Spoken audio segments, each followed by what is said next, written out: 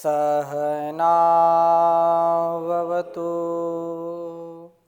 सहनौ भुनक्तु सह वीर्यं करवावहै तेजस्विनावधीतमस्तु मा विद्विषावहै। ओम शांति शांति शांति। वैदिक जीवन पद्धति की इस कक्षा में आप सबका हार्दिक स्वागत है, अभिनंदन है। ऋग्वेद के प्रथम मंडल के 89वें सूक्त तक हमने स्वाध्याय किया था। आज 90 जो सूक्त 90वां इसको हम आरंभ करेंगे और बहुत ही सुंदर बात है। नवति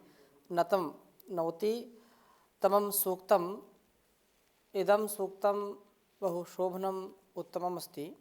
बहुत ही अच्छी प्रकार से इसमें छोटे छोटे मंत्र दिए हुए हैं, एक एक पंक्ति के मंत्र हैं, परंतु इनमें जो स्वाभाविक और जो हमारे लिए अत्यंत आवश्यक हैं, हमारे निज स्वभाव की उत्तमता के लिए जो ज्ञान है, इसमें यह उपदेश दिया गया है और इनको स्मरण भी कर लेना चाहिए। मैं आरंभ करूं उससे पहले इस मंत्र का जो भाव है कि हम अपने जीवन में वरुण मित्र अरिमा अर्थात 3 गुणों से युक्त होकर के जीवन जिए। पहला जीवन वो होता है जो मैत्री से परिपूर्ण हो। मैत्री से परिपूर्ण कब होगा? जब हम किसी से द्वेष न करने वाले हों।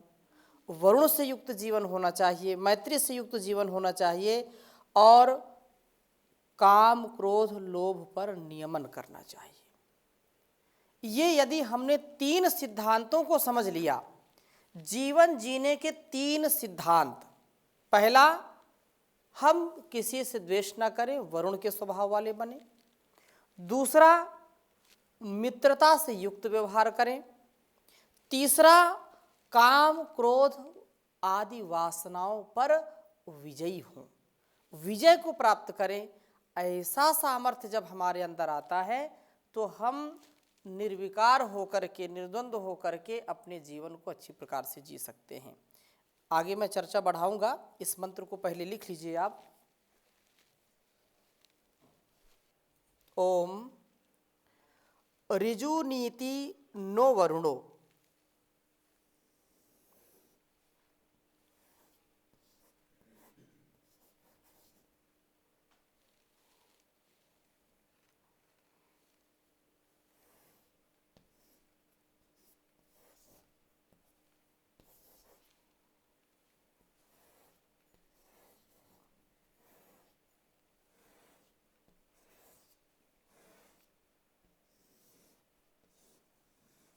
ऋजु नीति नो वरुणो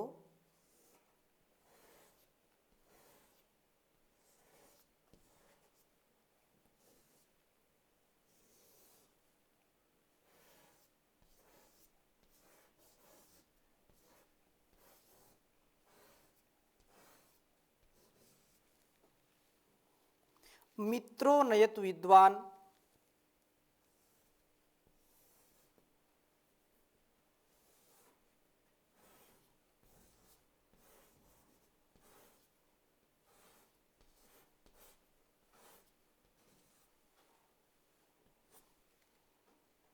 नयतु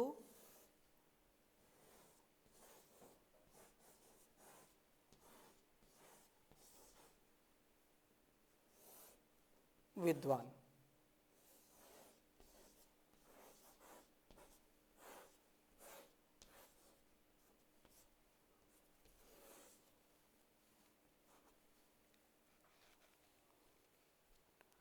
अर्यमा देवैः सजोषाः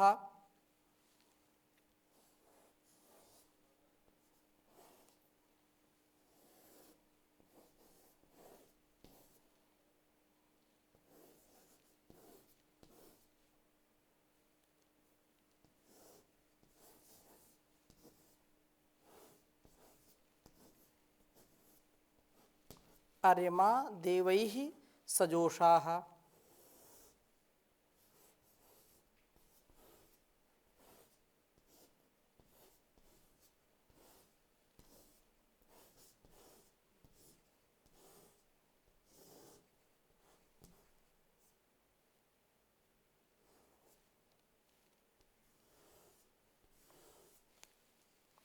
उच्चारण करेंगे।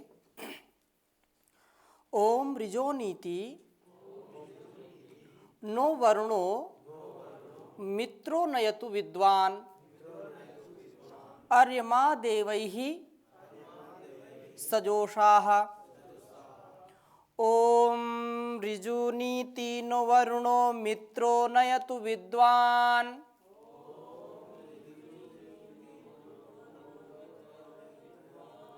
अर्यमा देवैः सजोषाः।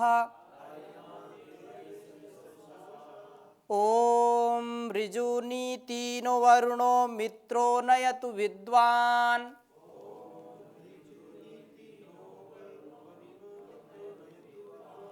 अर्यमा देवैः सजोषाः।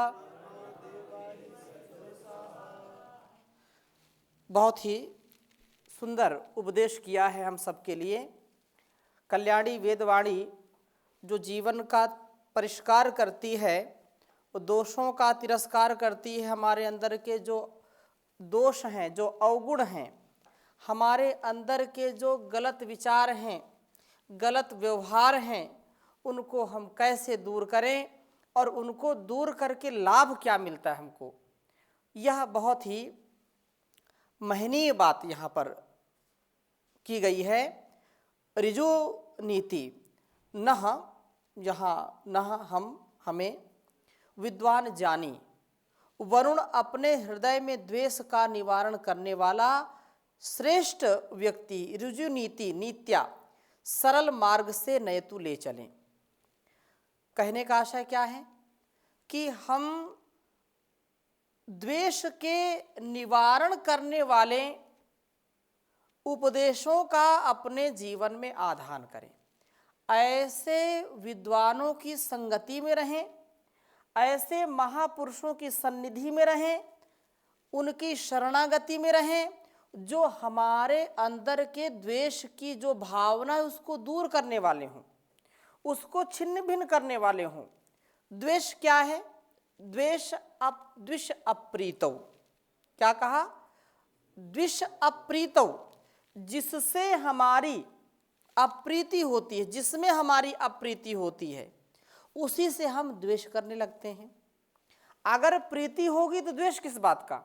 अप्रीति, वहाँ उसके साथ हमारा जो संबंध होना चाहिए प्रीति का, वहाँ पर प्रेम का, प्रीति का अभाव हो जाता है, वो द्वेष उत्पन्न कर देता है। किसी भी वस्तु में, किसी भी व्यक्ति में, किसी भी स्थान में हम किसी पदार्थ को बहुत अच्छा समझते हैं तो उससे राग कर बैठते हैं। कोई व्यक्ति उसी वस्तु से द्वेष कर बैठता है, उसमें अप्रीति होती, अरुचि होती है। इसी प्रकार से जो विद्वान धर्मात्मा हैं, तो यहाँ पर ये कहा कि हम ऐसे विद्वान, ऐसे श्रेष्ठ व्यक्तियों की सन्निधि में रह करके जो हमको सरल मार्ग से ले चलें। ऋजु, उल्टे रास्ते से नहीं, टेढ़े रास्ते से नहीं। कैसा रास्ता होना चाहिए? ऋजु नीति। ऋजु नीति जो सरल है, सहज है, सरलता के साथ, सहजता के साथ, जो सुगम है, जिसमें हम अच्छी प्रकार से यात्रा कर सकते हैं, उसको क्या कहते हैं? सुगम, सहज, सरलता के साथ रास्ता हमारा प्रशस्त हो, मार्ग प्रशस्त करें। ऐसे विद्वान हमको ले चलें, नयतु ले चलें, ले चलो। और हम ज्ञानी बन करके द्वेष की व्यर्थता को समझें, इसकी जो घातकता है उसको समझते हुए हम द्वेष को त्यागें और श्रेष्ठ बने। द्वेष जो है हमारे अंदर विकारों को जन्म देता है, हमारे शरीर को रोगग्रस्त कर देता है, हमारी प्रसन्नता को नष्ट कर देता है, हमको पथ भ्रष्ट कर देता है। इसलिए जिन वस्तुओं से, जिन व्यक्तियों से हमको लाभ मिलने वाला होता है और हम उनसे द्वेष कर बैठते हैं, तो उससे अपनी तो शारीरिक मानसिक हानि होती ही होती है, समाज की भी होती है। परस्पर संबंधों का ठीक ठीक ना होना, ये समाज की बड़ी हानि है। द्वेष यदि हो गया, पति पत्नी में द्वेष हो गया, भाई भाई में द्वेष हो गया, मित्र मित्र में द्वेष हो गया, माता पिता में द्वेष हो गया, पिता पुत्र में द्वेष हो गया, माता या बेटा बेटियों में द्वेष हो गया, तो वो परिवार चल सकता है क्या? द्वेष होने पर जो हमको अच्छी सच्ची चीज ग्रहण करनी चाहिए, उससे उसको भी हम ग्रहण नहीं कर पाते हैं। व्यक्ति का अच्छा स्वभाव होता है, व्यक्ति बहुत अच्छा चरित्रवान होता है, गुणवान होता है, बुद्धिमान होता है, उससे हमको बहुत कुछ सीख मिलती है। लेकिन कदाचित किसी भी बिंदु में, किसी भी प्रकार से यदि उससे हम द्वेष कर बैठे, तो उसकी अच्छाइयों पर पर्दा पड़ जाता है, उसकी अच्छाई हमको दिखाई नहीं पड़ती है। हम केवल उसके द्वेष के वशीभूत होकर के उसके केवल दोषों को देखते रहते हैं। ये कहाँ गलती करता है? हम उसके गुणों पर चर्चा नहीं करते, उसके गुणों की कभी भी हम प्रशंसा नहीं करते, उसके दोषों का छिद्र अवलोकन करना आरंभ कर देते हैं। कहाँ ये त्रुटि करता है? 99 उसने अच्छाई की हो और एक गलती की, तो उसी एक गलती को लेकर के हम बैठ जाते हैं और उसको निग्रह स्थान पर रख देते हैं। इससे हमारे संबंध, हमारे प्रेम की जो भावना है वह भी नष्ट हो जाती है, करुणा की भावना नष्ट हो जाती है।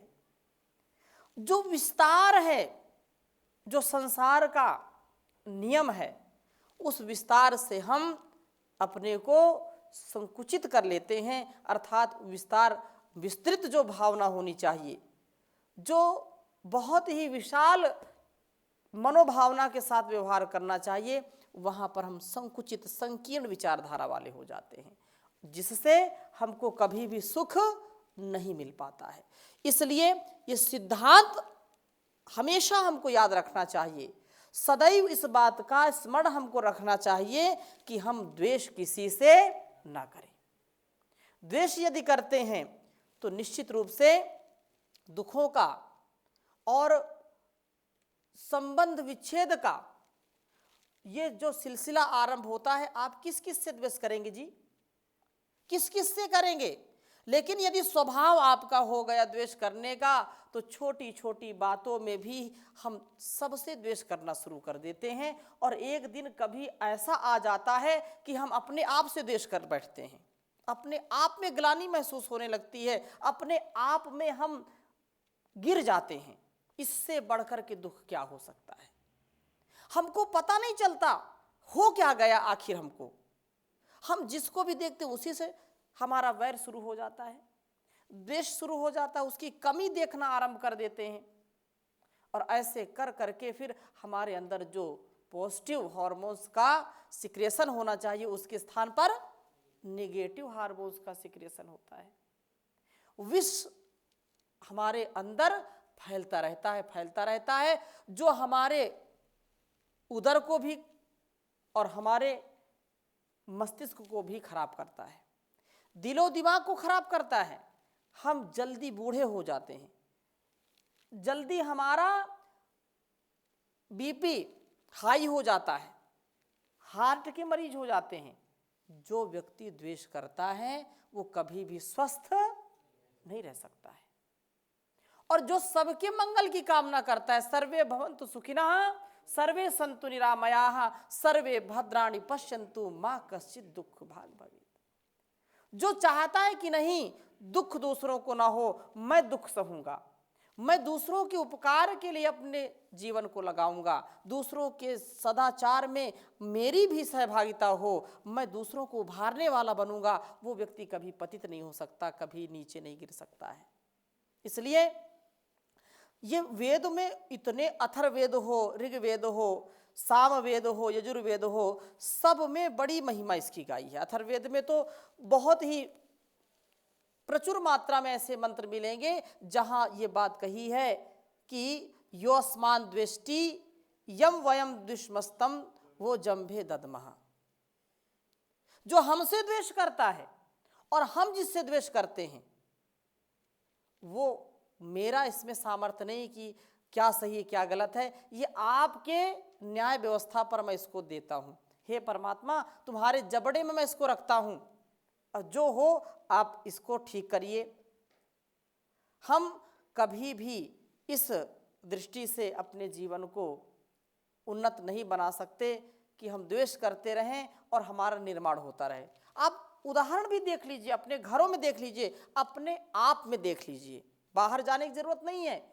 जब जब हम किसी से ईर्ष्या करेंगे, जब जब हम किसी से द्वेष करेंगे, जब जब हम किसी से अप्रीति करेंगे, तो आप देखिए कहीं ना कहीं कोने में हमारी पतन की स्थिति बन जाती है। हमारे विचारों में, हमारे व्यवहारों में, हमारे दिव्यता में गिरावट आ जाती है। इसलिए जीवन जीना है, जीवन को परिष्कृत करना है, जीवन को दिव्यता से जीना है, तो द्वेष नामक जो अवगुण है उसको हमको दूर करना चाहिए। गलतियां कौन नहीं करता, गलती सबसे होती हैं। कोई भी मनुष्य पूर्णता को प्राप्त नहीं है, परंतु हम दोष सहित जब दूसरों को ग्रहण करते हैं, दोष तो सब में होते हैं, दोष सहित ग्रहण करके उसके दोषों का निवारण हम करें तो हम उसके सच्चे मित्र बन जाते हैं। वो अगली बात उसी में कहेंगे कि हे प्रभु, इसी प्रकार से विद्वान ज्ञानी मित्र अपने को पापों से बचाने वाला, प्रमीते त्रायते, सबके प्रति स्नेह करने वाला, मिद स्नेह ने प्रभु प्रिय व्यक्ति हमें सरल मार्ग पर ले चलें।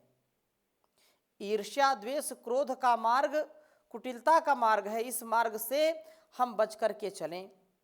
श्रेय मार्ग का हम अवलंबन करें।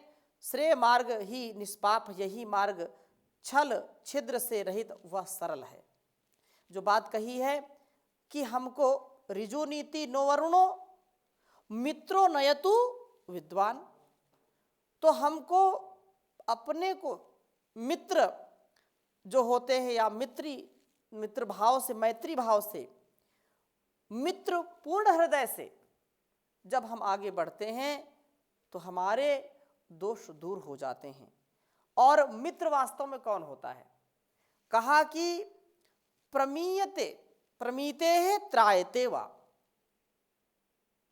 जो इमदा स्नेह ने, मिद स्नेह ने, जो स्नेह से परिपूर्ण हो, जो प्रेम से परिपूर्ण हो, जो अपने आप को मित्र के कल्याण में लगाने वाला हो, उससे अलग विचारधारा वाला ना हो, उससे सदा सर्वदा सर्वत्र उपकार की भावना वाला हो, तो वह मित्र कहलाता है। जो स्नेह से, जैसे बाती और तेल को अलग नहीं किया जा सकता, यदि दीपक जलेगा तो तेल और बाती साथ साथ जलेगी, तेल भी और बाती भी। घी हो, घृत हो या कैसा भी दीपक जलाएंगे तो कुछ ना कुछ तो ईंधन लगेगा। तो दीपक जैसे जलता है, मित्रता कैसे चलती है? प्रेम से चलती, स्नेह से चलती है। प्रेम नहीं है, स्नेह नहीं, तो मित्रता किस बात की? सभी पूछते हैं आप कैसे, जब तक आपके पास पैसे हैं। ऐसी मित्रता ज्यादा दिन तक नहीं चलती है। यावत वित्तोपार्जन सकता ताव निज परिवारो रखता, पश्चात जाते जर देहे वार्ताम पृच्छति कोपि न गेहे। भज गोविंदम गोविंदम भज मूढ़ मते। ये जगत का जो व्यापार है ना, इसमें जो हमारे भाव हैं, जो हमारे हृदय का स्नेह है, उसके बिन तो संसार चल ही नहीं सकता। ये शाश्वत है, ये सदा रहने वाला है। व्यक्ति तो चला जाएगा लेकिन उसके प्रेम को लोग याद करते हैं। संसार में दो प्रकार से मृत्यु होती है, एक शरीर से मृत्यु हो जाती है और एक मृत्यु अपयश से हो जाती है। संसार में उनका यश सदा रहता है जो स्नेह से युक्त होते हैं, जो मैत्री से युक्त होते हैं।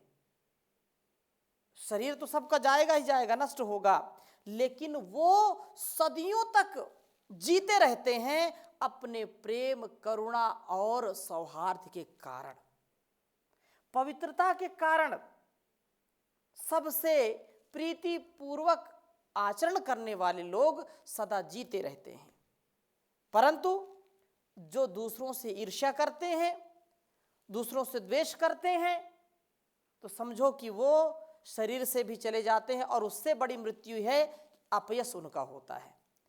मृत्यु भी हो जाती है तो लोग बोलते हैं ये अच्छा आदमी नहीं था, भले ही चला गया, चर्चा करते हैं। अगर मृत्यु के बाद लोग प्रशंसा नहीं करते तो उसका जीना और न जीना दोनों बराबर है, उसका जन्म लेना न लेना बराबर है। लेकिन जिसके मरने के बाद लोग वाहवाही करें तो जीवन हो तो ऐसा होना चाहिए, बहुत अच्छा जीवन जिया, परोपकारी जीवन था, सदाचारी जीवन था, क्योंकि ये लोगों की मानसिकता होती है। जब तक व्यक्ति जीता है तब तक उसकी प्रशंसा नहीं करते और मरने के बाद बड़ी प्रशंसा करते हैं। वो बिरले लोग हैं जिनके जीते जी भी प्रशंसा होती है और मरने के बाद भी होती है। परंतु प्रायः ऐसा होता है, जितने भी महापुरुष हुए हैं उन्होंने घोर विरोध का सामना किया। उन्होंने किसी भी महापुरुष का आप जीवन चरित्र उठा करके देख लीजिए, जब तक वो जीते हैं विरोधी जो है बहुत उनके आलोचक होते हैं, निंदा करते हैं। तो हम इस दृष्टि को सामने रखें कि हम मैत्री पूर्वक व्यवहार करने वाले बने, ऐसा विद्वान हमको बनाएं, ऐसे पथ से ले जाएं जो शत्रुता का पथ ना हो, मैत्री का पथ हो। मैत्री के पथ से चलने से हमारा जीवन सरल हो जाता है। और कहा देवई सजोषा, देवई सब दिव्य गुणों के साथ समान रूप से प्रीति वाला, संपूर्ण दैवी संपद को अपने में धारण करने वाला हो। अरेमा अरीन यच्छति, काम क्रोध लोभ का नियमन करने वाला, जो ऐसे हमारे अंदर के शत्रु हैं, लोभ काम, ये सब जो हमारी गलत आदतें हैं, इन गलत आदतों का जो नाश करने वाला भाव है वह देवई सजोसा, सब दिव्य गुण वाले हमारे अंदर दैवी संपत्ति जो संपद है उसका आधान करें, तथा अरीन यच्छति जो अरिमा है वो हमको नियमित और संयमित करके ले जाएं। विद्वान ज्ञानी पुरुष हमें सरल मार्ग से ले चलें। देवता सरल मार्ग से ही चलते हैं, कुटिल मार्ग से कभी चलते नहीं। देवत्व वही है जो सीधा और सुंदर रास्ता दिखा दे। देवत्व के पथ पर चलना है।